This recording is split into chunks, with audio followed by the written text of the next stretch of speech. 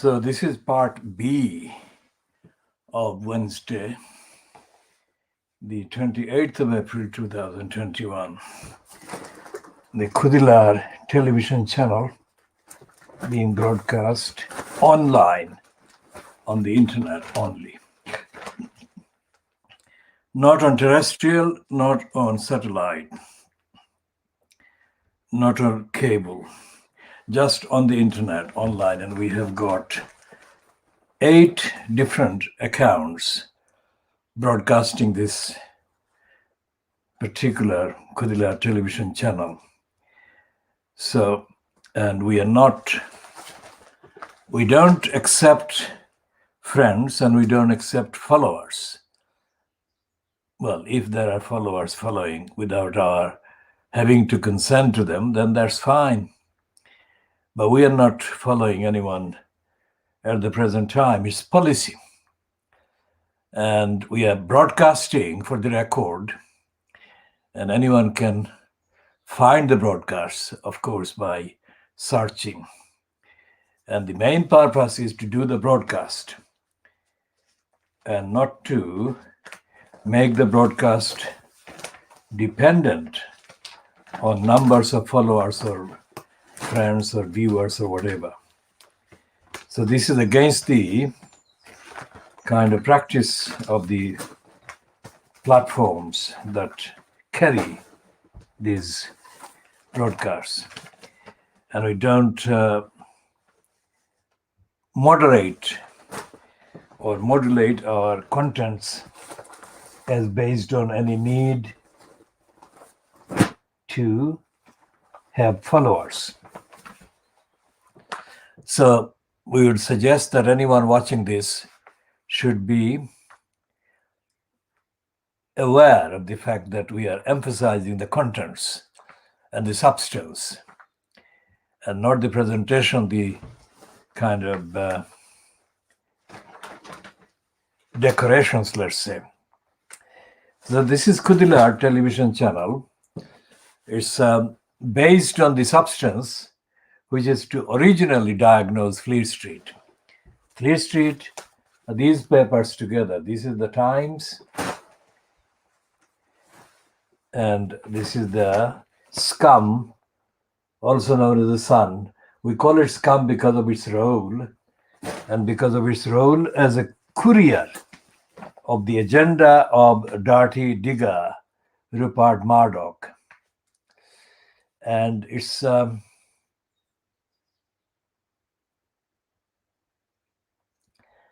the Daily Star has got a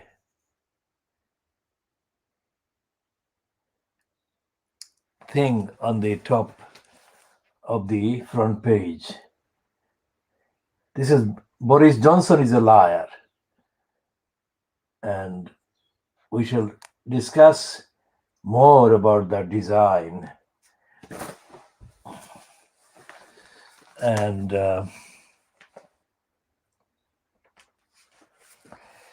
And this is the lie that he is denying. I mean, he's saying that he said, let the COVID carry on getting spread across the country and killing people. That's what he said.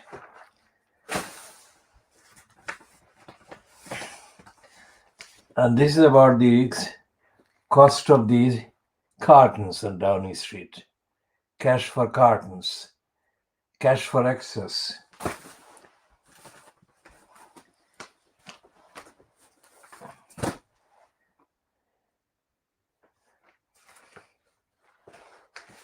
And the Financial Crimes is talking about China experiencing population fall.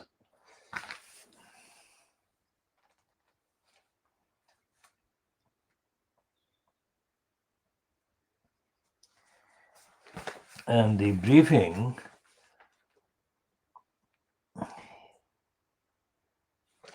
has got an item attributing the allegation to the Labour Party.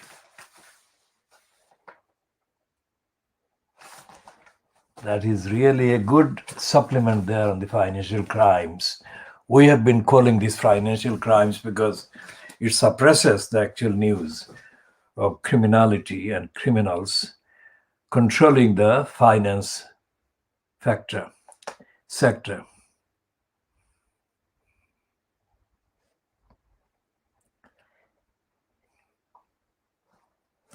So it has got 3 items on the banner. America first, why the United States is still the world's most dominant nation. And the second one is Trump's gatekeeper. Can prosecutors turn ex-president's numbers guy?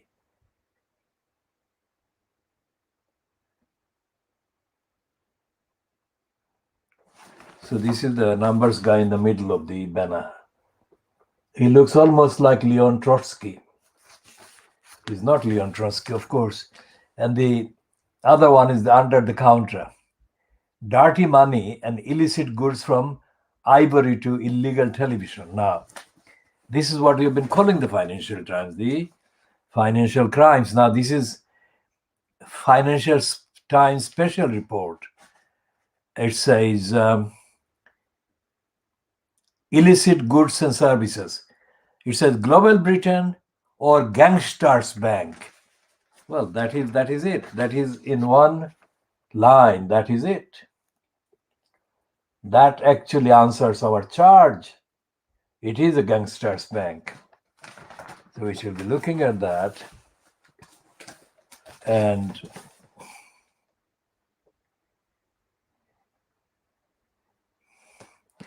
there is a piece about Scotland and Nicola Sturgeon. And they're saying that Sturgeon promised voters that improving Scottish education would be her defining mission in government.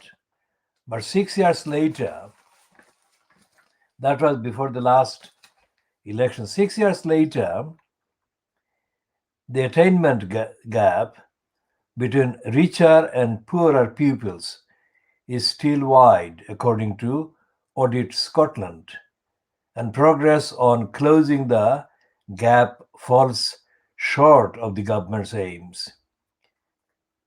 Pro-union opposition parties are now hoping the discontent with schooling will help stop the SNP from winning a majority in Holyrood on the 6th of May.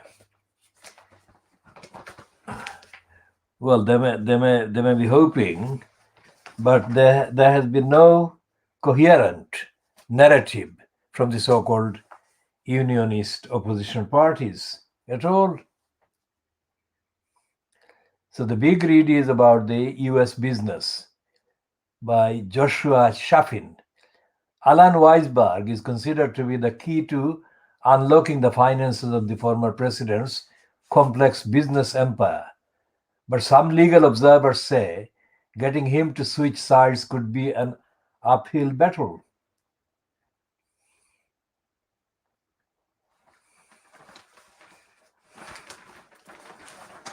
And the obscene photograph of Trump standing too close with his mouth into her ear is totally repugnant. That photograph is there in the article.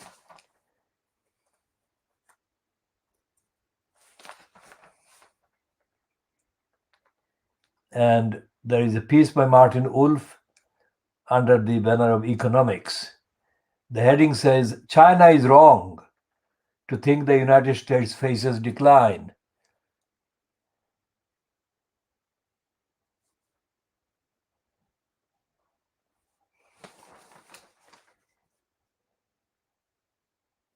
And the second of the two editorials in the financial crime says the United Kingdom government should pay damages for postmaster scandal. We shall be talking about this postmaster scandal later as part of the continuing diagnosis of Fleet Street, hiding the corruption of the judicial system, the judicial bureaucracy, the corrupt, racist judicial bureaucracy in Britain.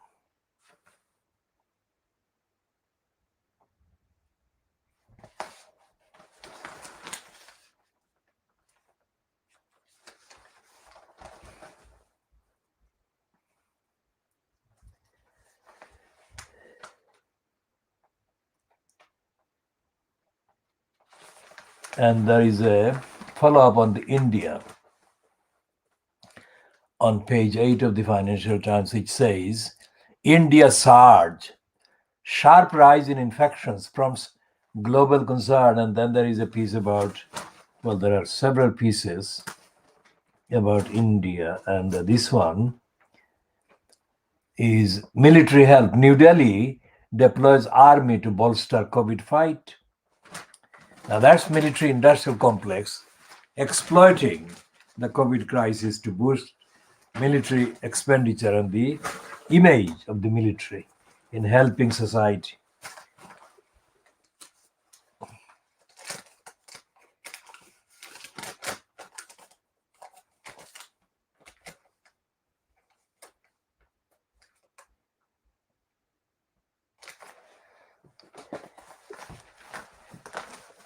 So this is Boris Johnson on the front page Daily Mail boasting that it has been leading the coverage.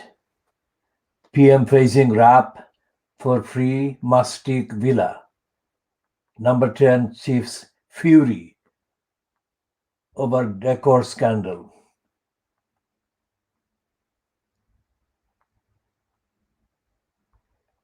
I can't afford it. Boris's cry to aides. That's about the flat. Can you believe it? This guy said £250,000 per year bribe that he was getting for 1 hour's work, so-called, per week was peanuts. If £250,000 was peanuts, then what does he mean by afford and not afford?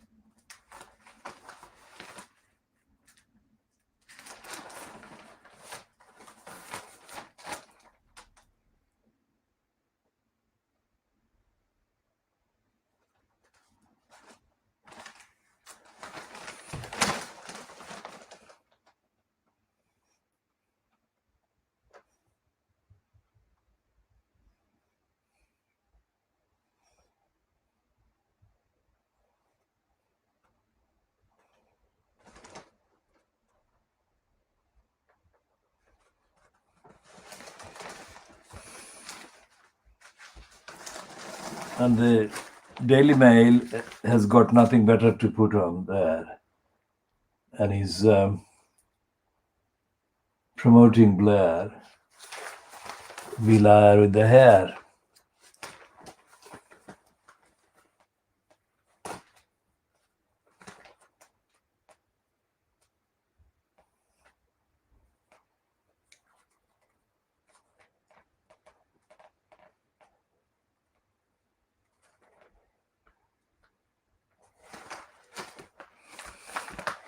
And the criminal, cruel remark by Boris Johnson. Let the Boris pile. That MP who lost 3 relations has hit back at Johnson, said that they weren't bodies, they were my family.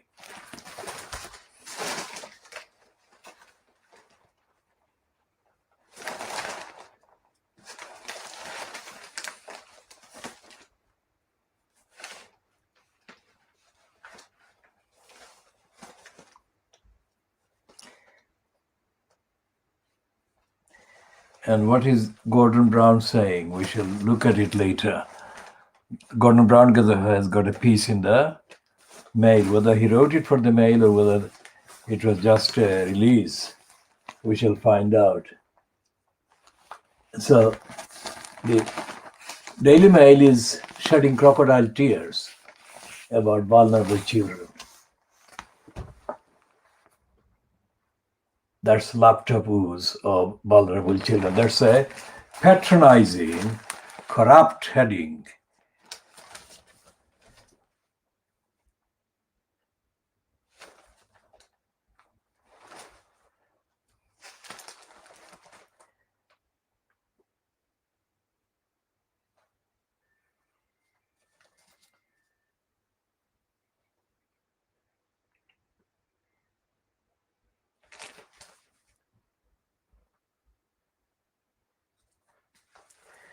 And the Daily Mail corruptly is still pandering to Johnson. Instead of condemning him and asking him to resign, the criminal Daily Mail says in the editorial, cut the bluster, Boris, and give us clarity. There is no need for clarity. The guy is guilty of serial crimes. That's it. Prosecute him.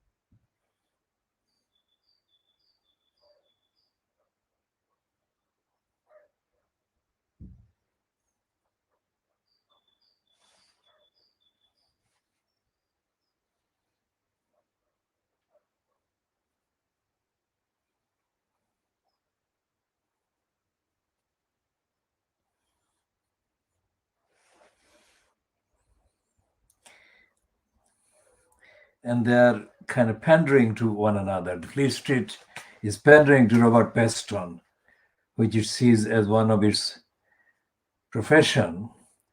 ITB's delightfully daft political editor, Robert Peston's claim to have two ear witnesses to the Prime Minister's reported pile the bodies high outburst follows Boris's 2019 exclamation of nonsense when Robert's blonde bombshell girlfriend, Charlotte Edwards, alleged the future Prime Minister groped her under the table at a spectator lunch.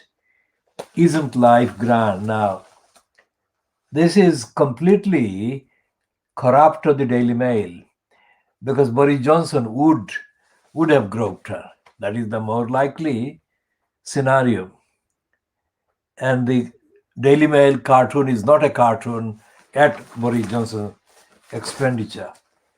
It's a cartoon pandering to him, tickling him. It's the caption says, first things first, any progress on Chatty Rat leak inquiry, as if it's a joke. It is not a joke.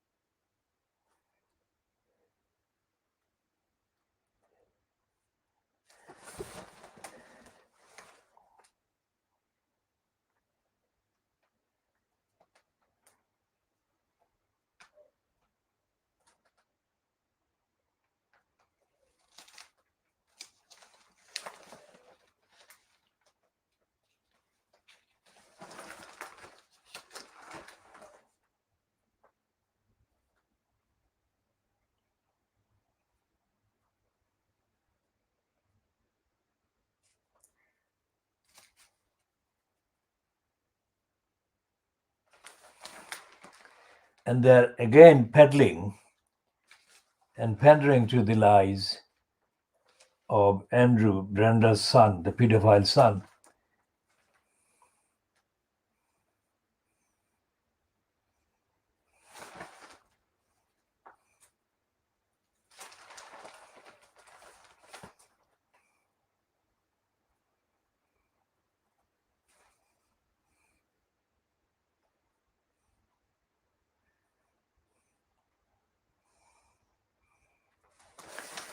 And the Daily Mail is boasting of 125 years of Britain's best-selling newspaper. And it's publishing the boast on Saturday in a special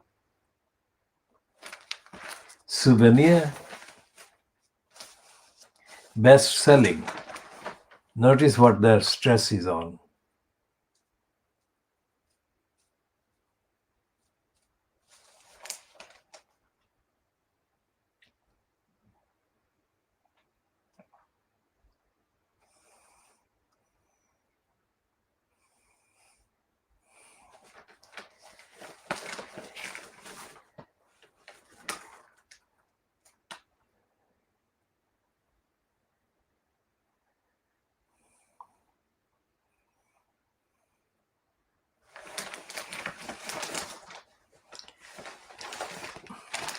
And there is no morality in there at all. I mean, piece about Robert De Niro and his wife squabbling over wasting money.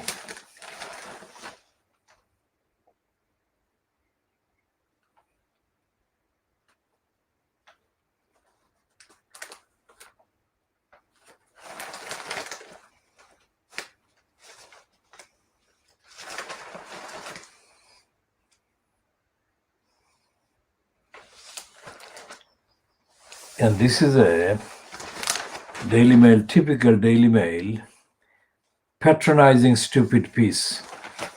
It doesn't actually explain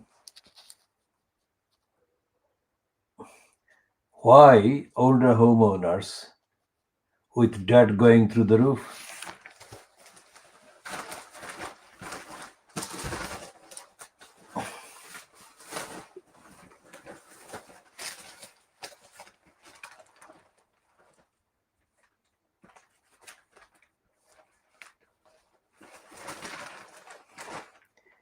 And instead of talking about the COVID and his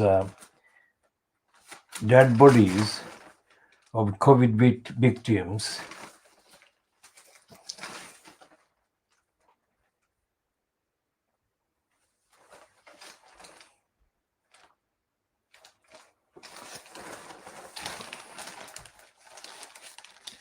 this is what they're talking about. And that's a picture of Alistair Darling on the kind of left of the two-page spread.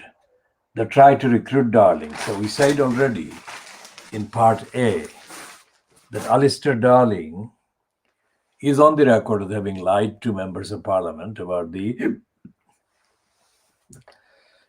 constitutional non-compliance with the requirements in the Crossrail bill that he presented, Alistair Darling.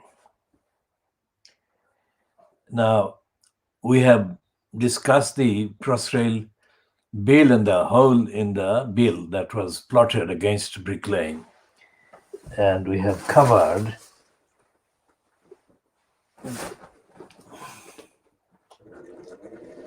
the main kind of evidence of our action and series of campaigning actions that we took and stopped Alistair Darling, his kind of successor, whoever it was, Jeff Hoon or whoever was his successor.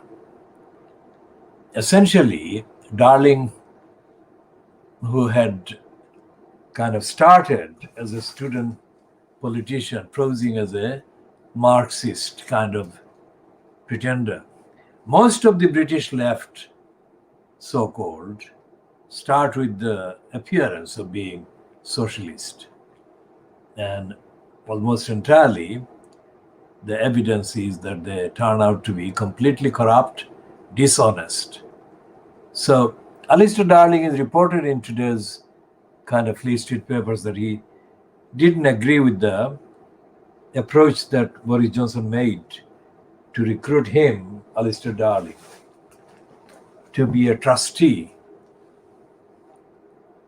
about the decoration course of the Downing Street. They're now saying this week estate.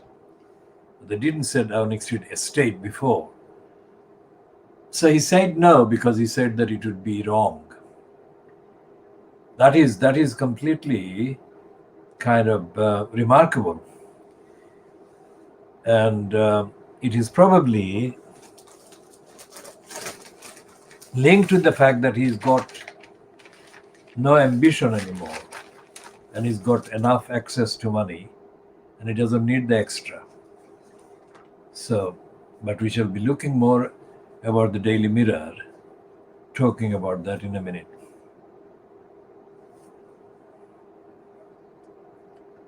Now, this one is going to be dangerous because they are peddling the lie that 40 million people in the UK live in areas almost free from COVID.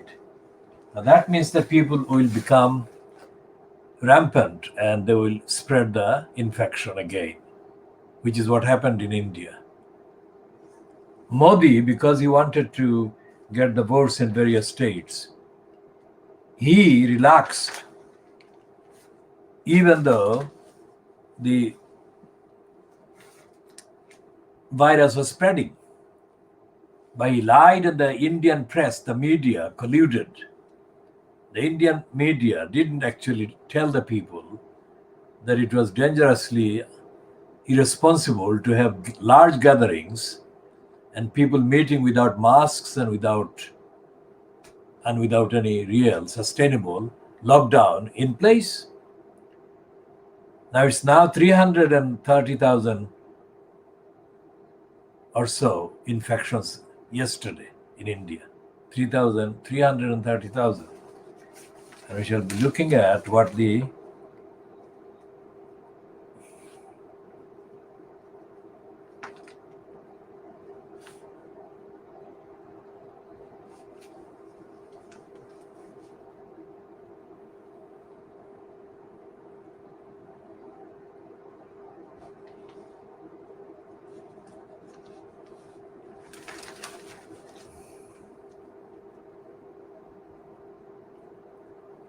So what the Times is saying in this two-page spread is that it was Boris Johnson who misled, lied to the public about who paid for his flat refurbishment. That's the Times' way of saying that Boris lied.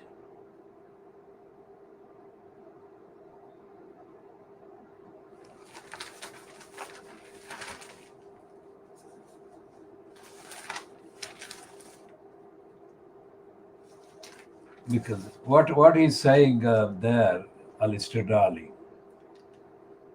Well, about Alistair Darling, this piece here in the Times says,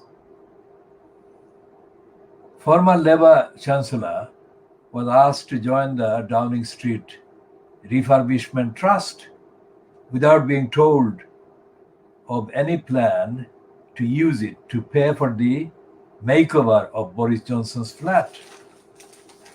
So that was a lie. Abuse of a trust. Lord Darling of Rowlanish was approached by an official in the Cabinet Office last July and asked if he would serve on the trust to fund the future upkeep of the historic buildings. That was a lie as well, wasn't it? It is understood. He was told that Lord Brownlow of Sherlock Row was to be chairman of the trust. But it was not disclosed that he was a Tory donor. There was also no mention of any plan to use the trust to repay money owed to the Cabinet Office for the refurbishment of the private residence, Johnson's private residence. The call to Darling was made last July, around the time that Conservative Central Office is understood to have paid £58,000 bill owed by Johnson to the Cabinet Office for the refurbishment works. 3 months later, Brownlow sent an email to the Conservatives saying that he was giving £58,000 to cover payments the party have already made on behalf of the soon-to-be former Downing Street Trust, soon-to-be formed Downing Street Trust. A Whitehall source said yesterday that it was extraordinary that officials should have been involved in trying to co-opt such a senior Labour figure to give credibility to the trust when it appeared designed, at least in part, to fund Johnson's personnel renovations. It is an extraordinary thing to do, the source said. It raises a lot of questions about who knew about the purpose of the trust when civil servants were being asked to set it up. Darling is understood to have turned the request down and expressed his reservations about using any form of donations for the upkeep of Downing Street. He is said to have told the Cabinet Office that the government should pay for the upkeep of the historic buildings and that allowing donors to pay could create a conflict of interest, even if they were only funding public areas of the buildings. The Cabinet Office continued to pursue the trust proposal, which led to Brownlow effectively repaying a Conservative Party loan in October on behalf of the trust, even though it had not been established.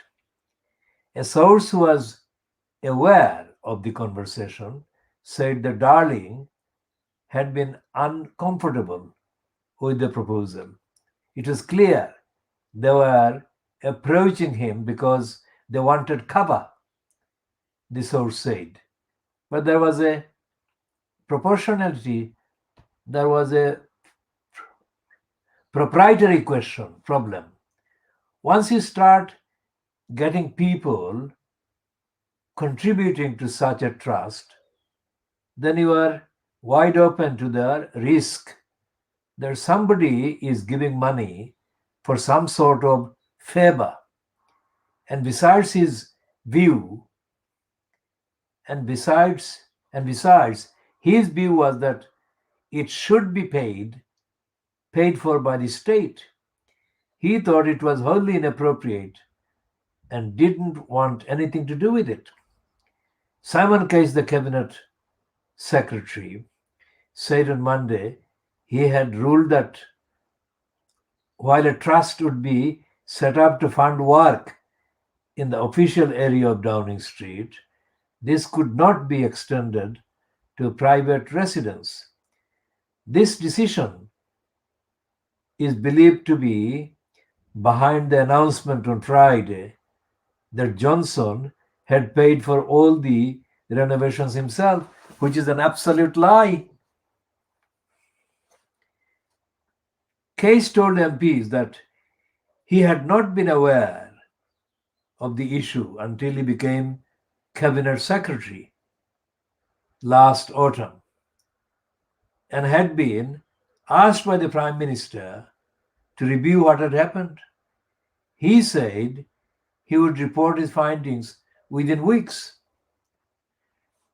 A Cabinet Office spokesman said the government had engaged with Labour on proposals for a Downing Street Trust last summer through email exchanges and a phone call in early July. The Labour Party said that this was totally misleading. Of course it is misleading. Can you imagine that Conservative corruption was being covered up by trying to recruit a former Labour cabinet minister? I mean, this is robbery on top of robbery.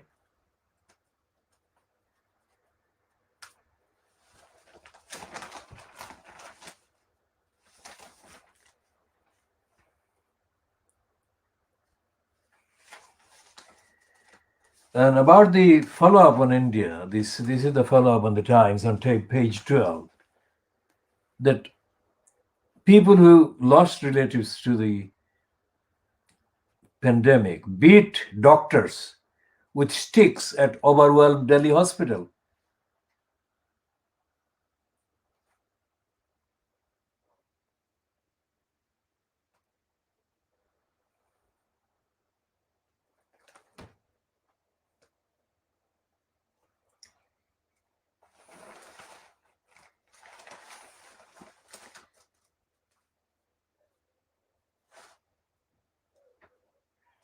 And there is a criminal woman called Paula Vene.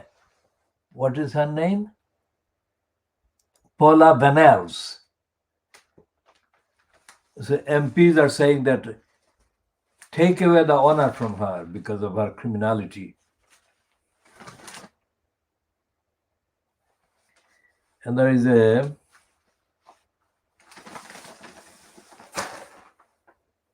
rare headline in the Times.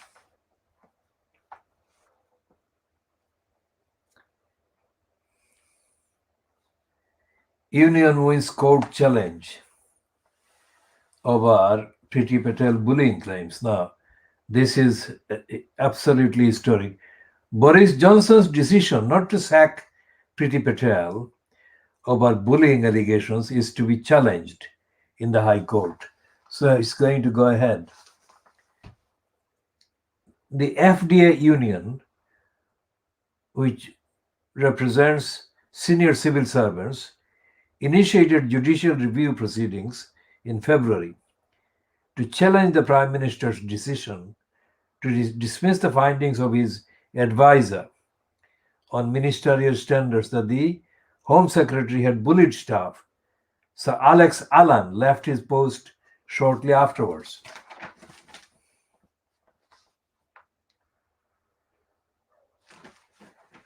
There is a piece about girl footballers suffering more concussions but still determined to play on. So they play despite suffering more concussions than boys.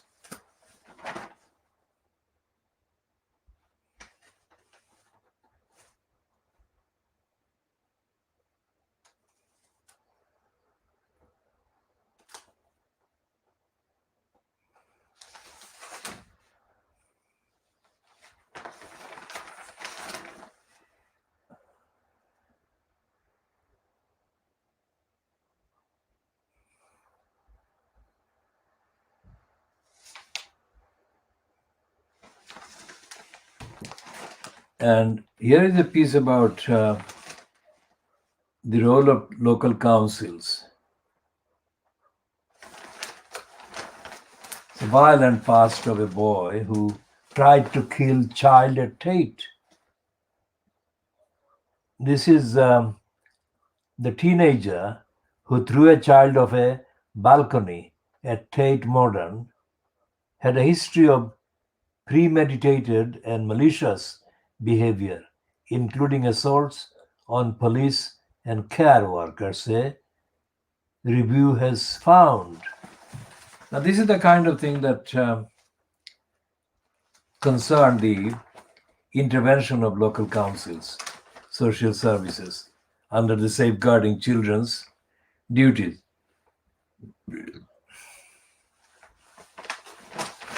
And look at this one. This is a piece about a councillor who, for 13 years, yes, for 13 years, 13 years, shouted insults at neighbors. What kind of democracy was this? So this is the one that he says, a man who brought misery to his next door neighbors with a 13-year bombardment of insults across their garden fence has been fined. Now this is the sickness of it. He has been fined £100.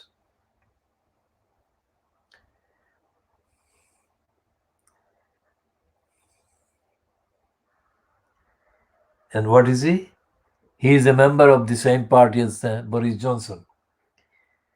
Brendan Murphy, 79, a former Conservative Party parliamentary candidate, labelled Christopher Boyd, 76, a peeping Tom, and his wife, Margaret Boyd, 74, a tart after they fell out over a dispute about local gossip.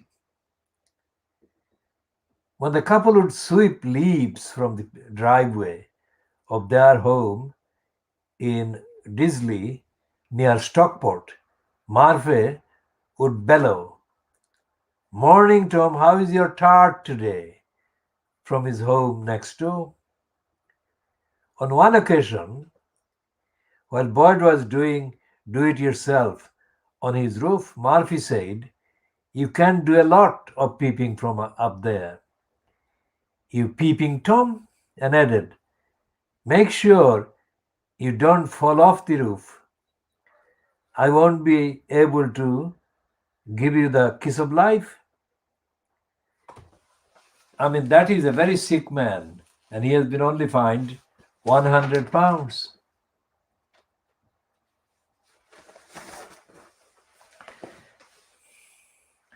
Now, here is a piece that is again extraordinary, appearing in the Times and also being written by Daniel Finkelstein. Here is how we can help victims of injustice. Finkelstein is never bothered about justice. Now, this is the piece that should have been written years ago.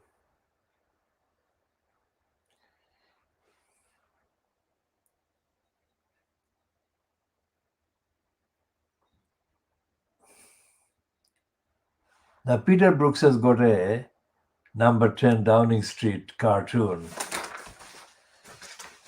and it says Wallpaper Gate. It's a take on Watergate, isn't it? And Johnson says, "We love it. Kerry chose it." Now, that's the wallpaper. It's an image of Kerry Simmons. Now,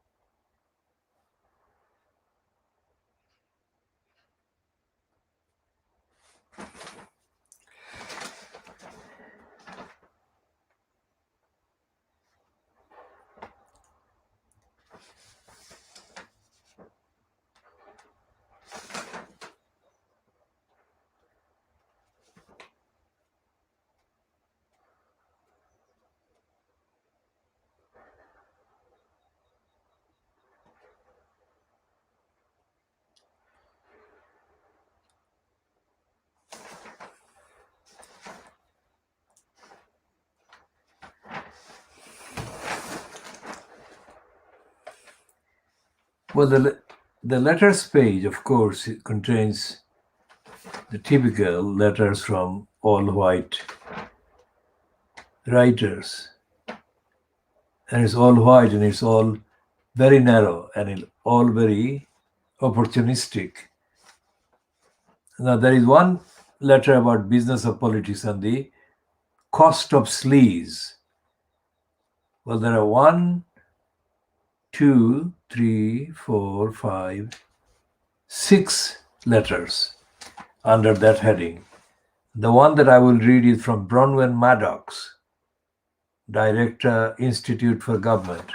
Now, she was a journalist in Free Street before that, and she didn't really inspire confidence with her morality or the stance on morality or the depth of knowledge or any commitment for democracy and fairness.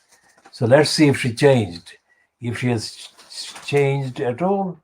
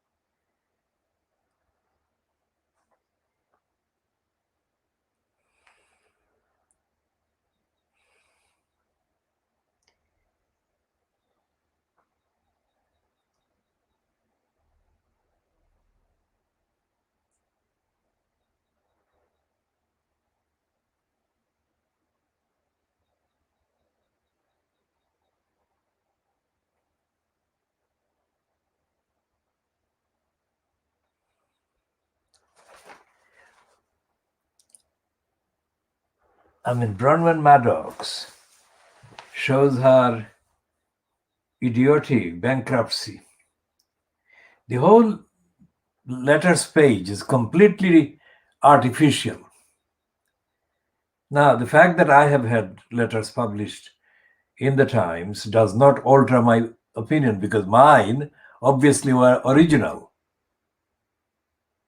And I was always challenging, as I always do. But these letters are pastiche. This Bronwyn Maddox actually trying to suck up to William Hague. Now, Hague is no moral campaigner, not by a long measure. Now, this is the item in the Times, which has taken 75 years, because there is hardly anything critical of the corrupt government in India in Fleet Street. And it has taken so many people's lives being lost for the Times to realize that.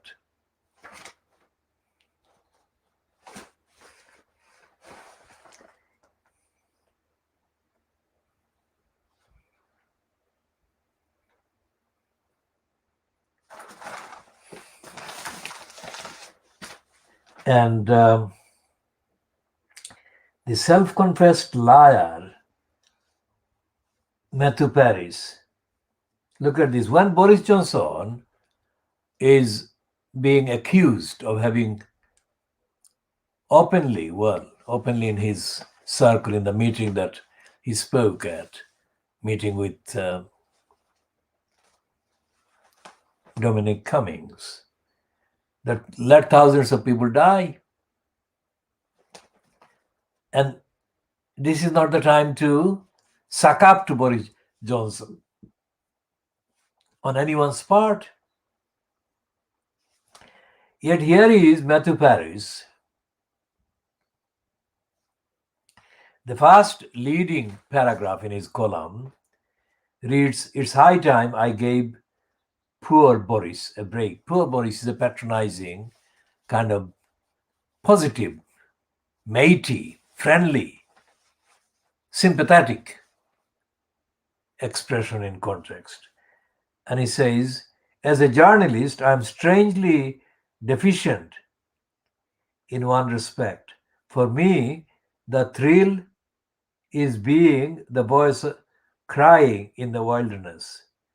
For 5 years now, I have been warning about Boris Johnson in the most vituperative terms. Though as a man I find him likable and fun, and saw him, when he was my editor at The Spectator, as a kind of shambolic genius. But shambolic is as shambolic does. And I have been warning too that Dominic Cummings would prove his Waterloo. Now that the whole press pack piles in, however, a weariness overcomes me. The week I have been getting lots of invitations to repeat on television and radio what I've been writing, not least in the Times, for years. Yet I feel a kind of reticence. I have said it over and over. I have bored people, sounded obsessive, even vindictive with my tirades. I am giving it a rest. Let others take up the cry." Now this racist is on the record as having condemned the people of East London and the Bangladeshis. In 2006, 2005, because that election was 2005, wasn't it?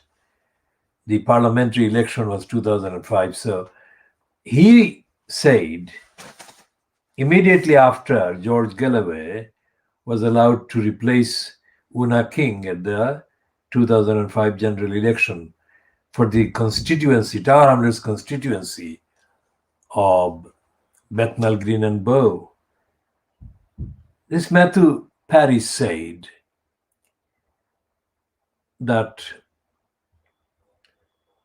Crossrail should be driven through Brick Lane as a revenge. He said openly, as a revenge for the voters having kicked out Una King. That is what he said. Brick Lane, he said. Now, he is, of course, wealthy enough to afford more than one home. So he has got one home in the country, as far as you know, somewhere up in the north, and one very strangely in Limehouse, in Tower Hamlets. Now, why has he got a house or home in Limehouse? And why, with his racist record, has he been kind of creeping in allegedly tolerant kind of comments and asides about, of all people, Bengali boys? What has he got? Why is he interested in Bengali boys?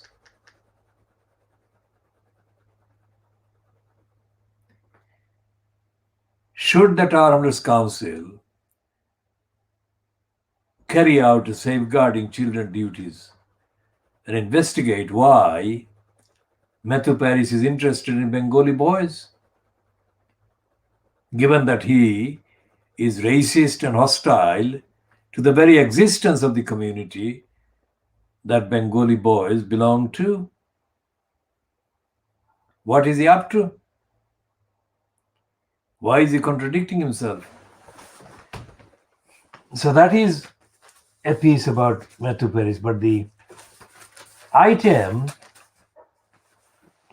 above him, his piece, his column, is by this man who is a racist himself, who is a columnist as well, regular columnist on the Times, called Roger Boyes. Roger Boyes is spelled B-O-Y-E-S, not B-O-Y-S. So it's just a coincidence that similar sounding words are placed in this commentary in the context of Matthew Paris. Now, this comment is about India, this Roger Boyes comment about India on page 26 of the Times, 28th of April 2021. And in this comment, which is headed, Modi's posturing hides India's real death toll. Of course it does. So why hasn't the Fleet Street narrative been about that?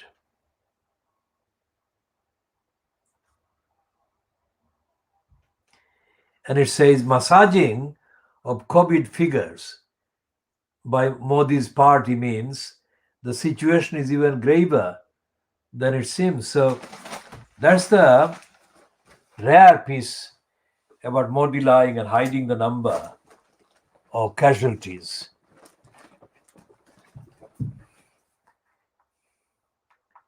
So let's see if we can get this on the Twitter.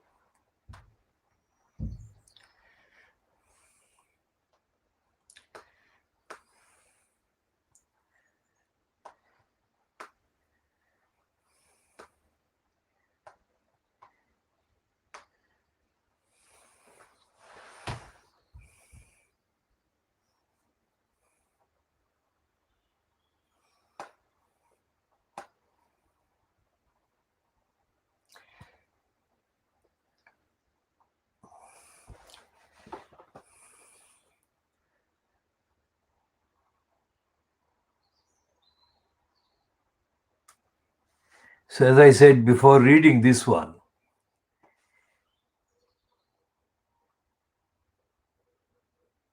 and it says Modi and the BJP are allergic to anything that challenges this narrative. It has sought a Twitter ban on many of its critics who accuse Modi of recklessly exporting vaccines. One hashtag, which reads in Hindi, "Stop the speech, not the oxygen," became a rallying call for his opponents on social media. The Chief Minister of Uttar Pradesh is considering using the National Security Act and the so-called Gangster Act against those who post calls for Modi's resignation. The world's largest democracy is still robust, though rated only partly free by the Freedom House watchdog. But it has a leader who is feeling the strain and whose cult-like presence is shielded from criticism by his loyalists. Banner waving Hindu nationalism is not a good pandemic formula. Not when both Hindus and Muslims are dying in droves for lack of oxygen. Modi failed to use the lull after the lockdown to make his society more resilient, to boost investment in intensive care units and their staff, to examine the shortcomings in genome sequencing, and to build up oxygen production. As a result, there is a real danger of spread from the country of 1.4 billion people across South Asia, with all the potential that is for fostering mutant strains able to penetrate our vaccines. The case for fast and effective aid to India and its neighbors has never been stronger, not to prop up a wounded, error-prone leader who is a useful ally, not even out of honest humanitarian concern, but out of developed self-interest. The first British ventilators arrived in Delhi yesterday. More should follow. Now, that is only partly saying the truth. There is a lot of the truth that is hidden from the readers, and that is a beginning, but that is a beginning in 75 years.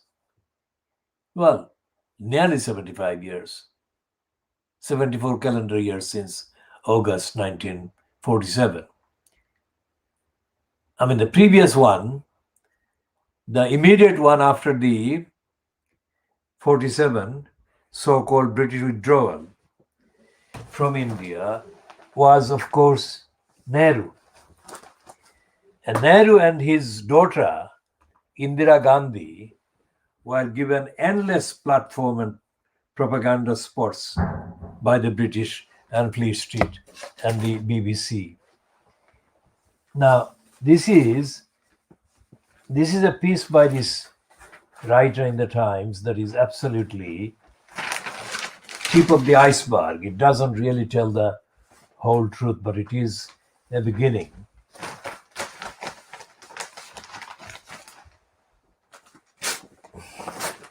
And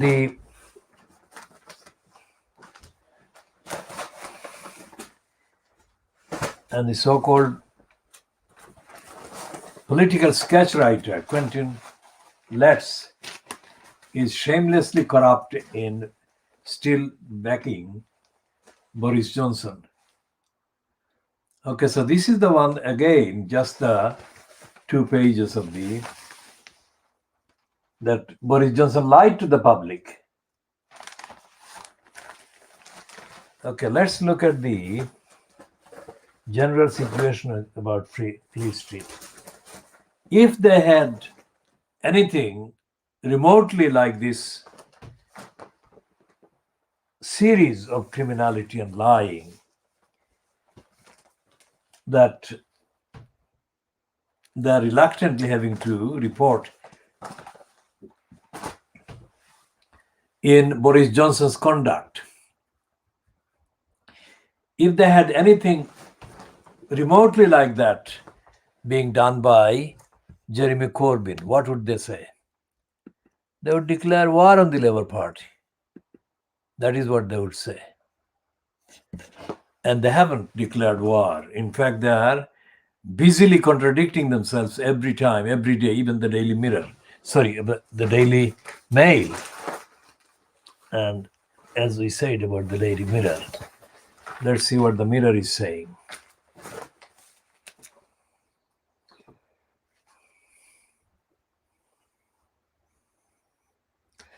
So the Mirror is being kind of focused on the redecoration. And it says, Labour accuses Prime Minister of lying over funds for makeover of Downing Street flat, which we have read the piece in the Times. That is the basic facts. It comes as Boris Johnson is under yet more pressure over let the virus rip. Now it calls rant. The Guardian called it yesterday slur. It's neither a rant nor a slur. It's the speech of a fascist who was determined right from the beginning to let as many poor people die as he could get away with.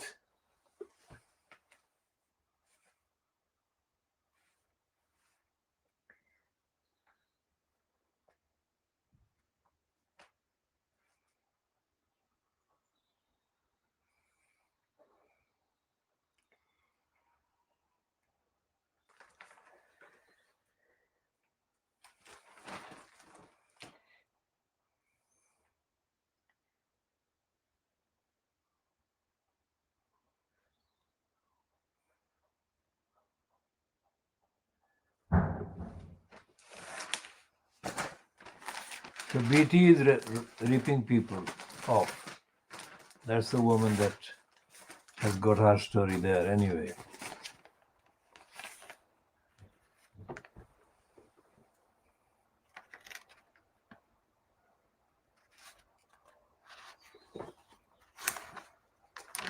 She's saying that she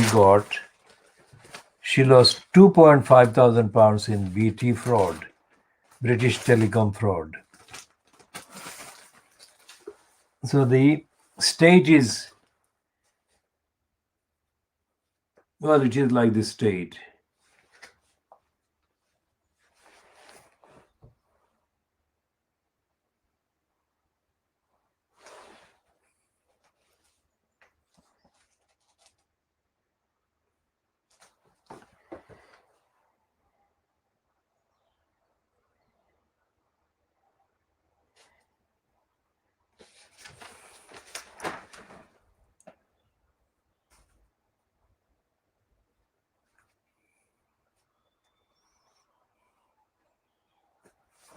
And the headline says that we pay for the Tories' lies, but these lies are not new.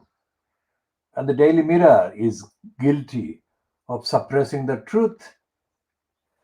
When the Daily Mirror gave space to attacking Jeremy Corbyn, it should have been running this kind of stories, but it didn't. So remember, you were watching the world exclusive diagnosis of Fleet Street. That's why it's coming.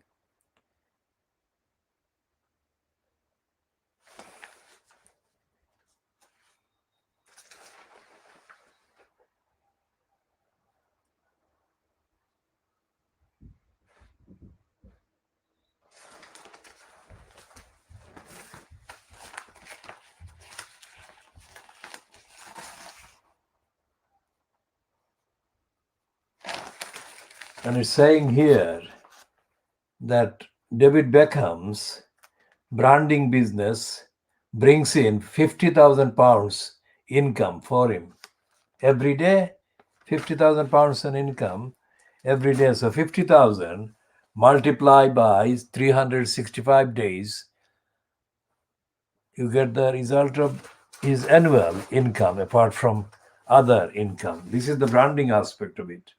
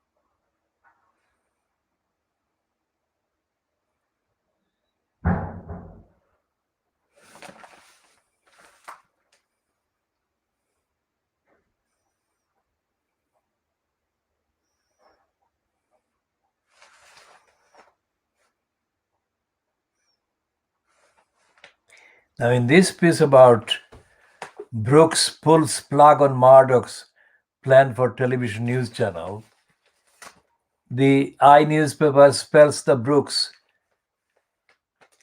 in two different ways. In the caption to the picture, it spells her name, Rebecca Brooks, Brookes,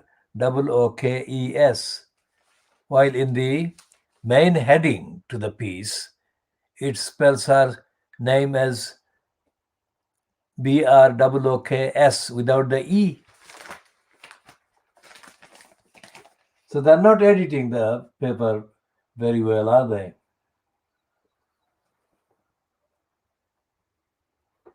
That's the Brooks.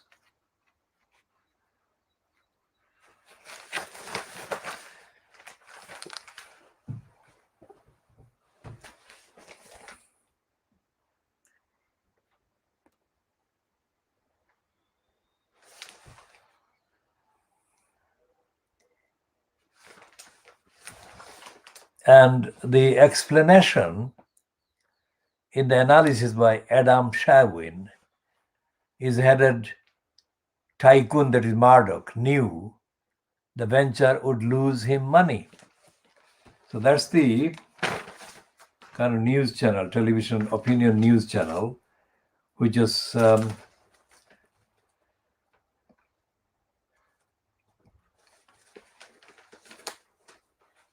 to give platforms to Piers Moron and Alan Sugar, amongst others, as presenters.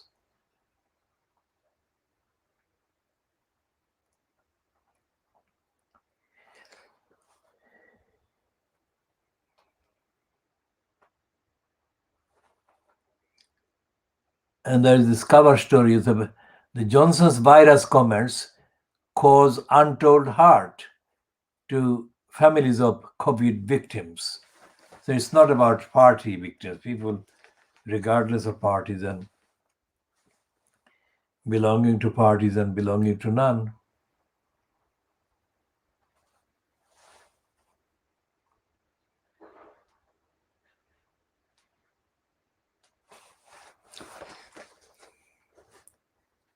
And Johnson is given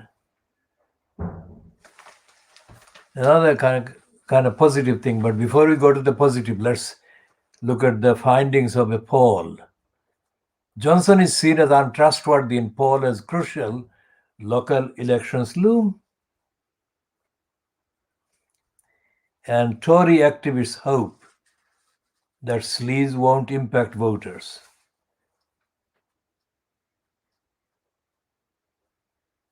And there is another piece about Johnson saying the sleaze claims could damage Johnson as they did John Major.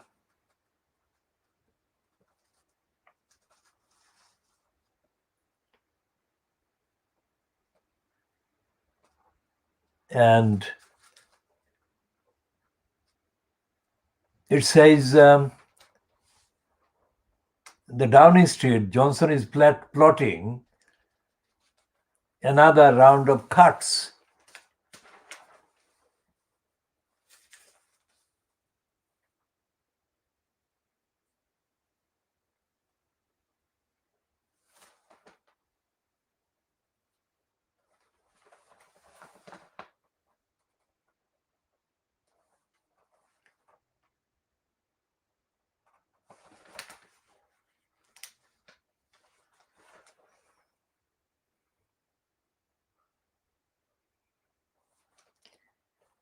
UK ministers urged to send surplus vaccines to help India crisis.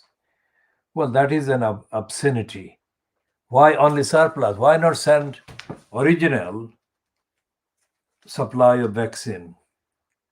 Because the crisis in India is so grave that, as it has been said, I mean, the neighboring countries like India and Bangladesh and Pakistan, Sri Lanka and Nepal, others will be affected, very seriously affected, by the spread of the infections and virus in India. So the whole continent, subcontinent, is at risk. That is serious crisis.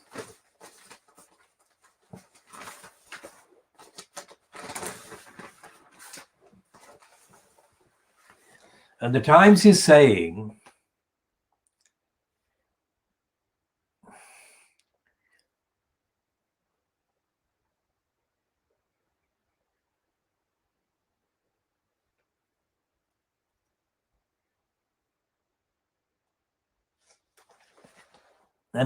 that Boris Johnson can draw a line under the scandal of the redecoration of his Downing Street flat, but only if he comes clean quickly over the trail of money.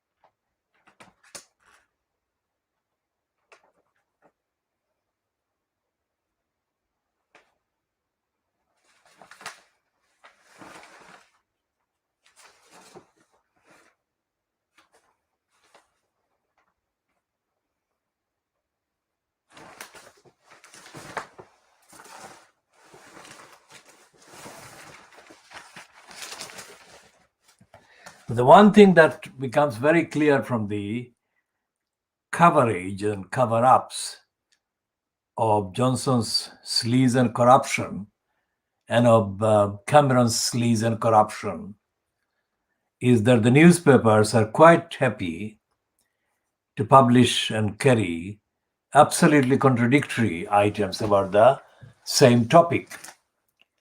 And this is because they want to shield the conservatives and they want to protect the conservatives. So they don't want the conservatives to lose.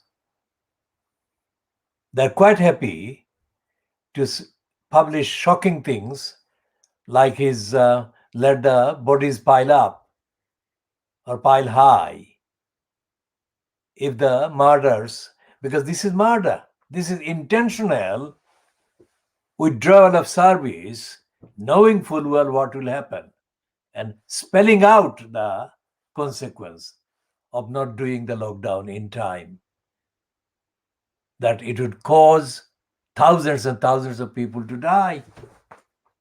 That is murder.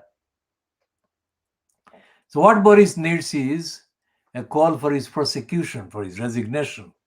Just like in India, although Fleet Street is not telling the truth anywhere nearly as it should be told about the hundreds of thousands of Indians dying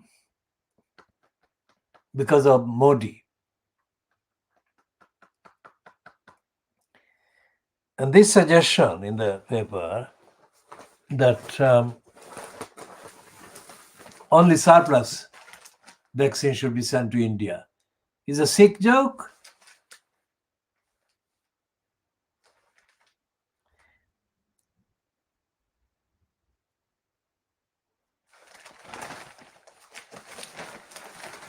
So what is the Financial Times saying about the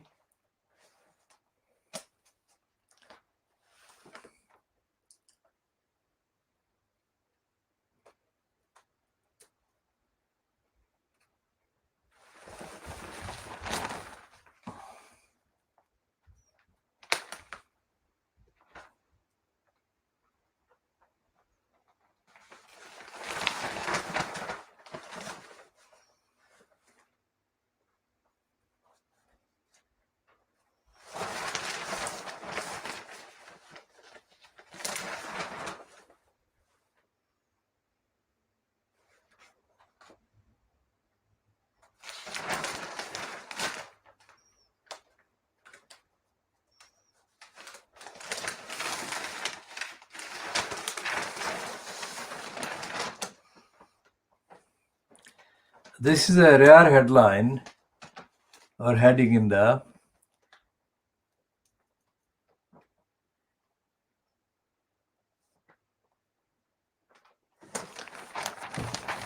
about the Labour Party calling Johnson a liar. Labour makes claim over renovation after number 10 says Prime Minister paid for upgrade. Now, of course, it is not true. It is Brownlow who paid for the upgrade in a convoluted way, which is itself corrupt and raises questions.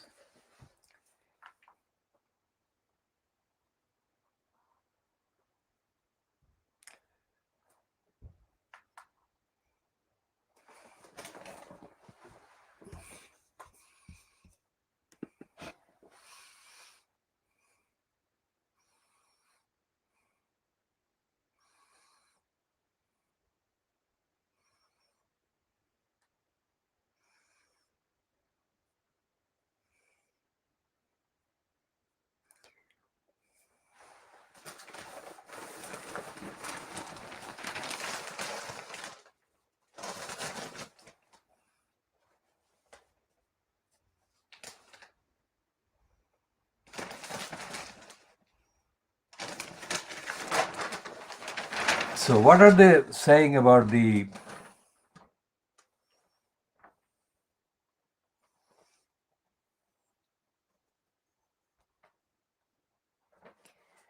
Michael Gove?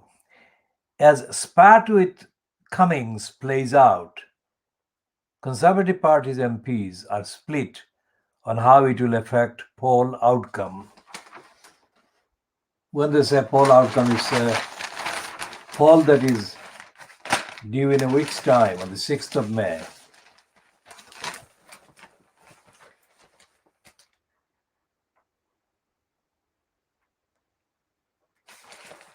Now, this piece about the Labour Party accusing Johnson of lying is a piece about criminal law.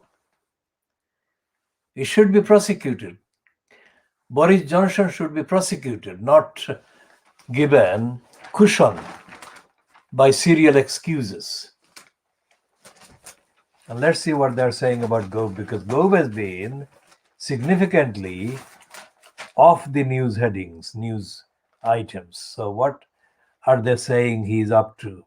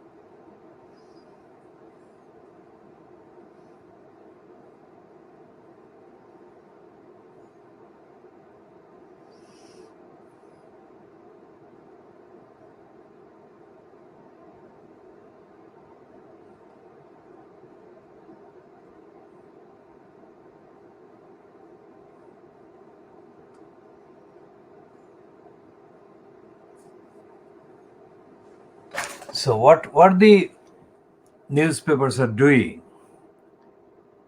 is kind of cooking up new pretexts and lies to shore up Boris Johnson.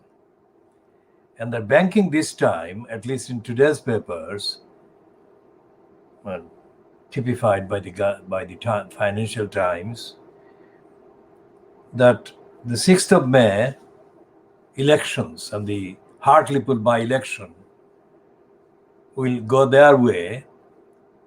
And once that happens, the critical focus will turn on the role of Keir Starmer as leader of the Labour Party. So Boris Johnson will be in the clear, they're suggesting. And that is the sickness of Fleet Street.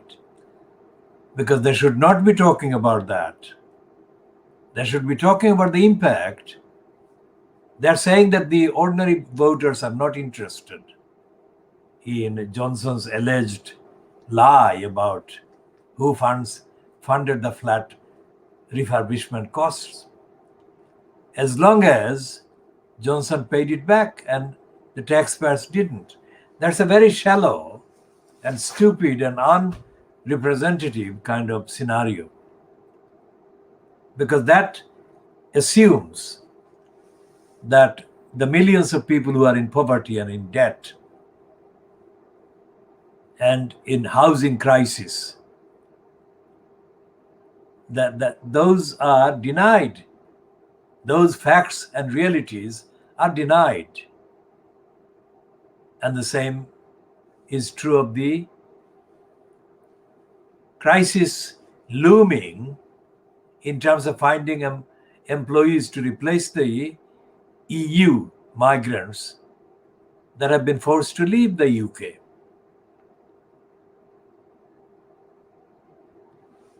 And it doesn't talk about the 6th of May elections beyond the number of votes. It doesn't talk about the issues, the principles. For example, the principles involved in the elected mayor posts. I mean, it doesn't mention at all, and it doesn't recognize the existence of boroughs like Tower Hamlets or Newham. Both boroughs are holding a referendum about whether to have the elected mayor system as the council's form of administration. Now, it affects thousands of people in each borough. It affects the entirety of the population, what kind of form of government or council administration is in place in the council. And there is no mention of that, despite the fact that in his ruling, the election commissioner that was brought into action to consider the petition by 4, quote, electors in Tower Hamlets against the election of Lutfur Rahman at the election of the 22nd of May 2014. In his ruling, Richard Morey made a list of allegations, list of claims against Lutfur Rahman. Fleet Street is not bothered about that. Fleet Street is not talking about that.